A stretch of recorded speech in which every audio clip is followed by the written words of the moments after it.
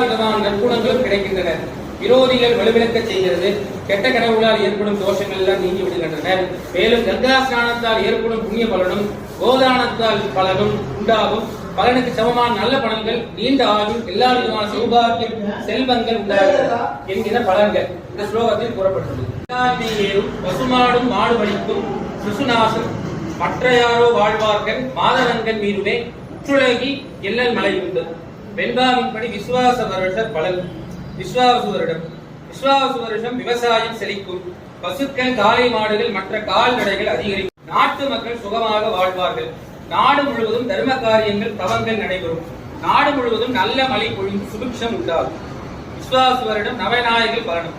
ராஜா சூரிய விலைவாசி உயர்வு காரணமாய் நாட்டில் கிளர்ச்சி ஏற்படும். அரசியல்வாதிகள் அணிமாற்றம் ஏற்படும்.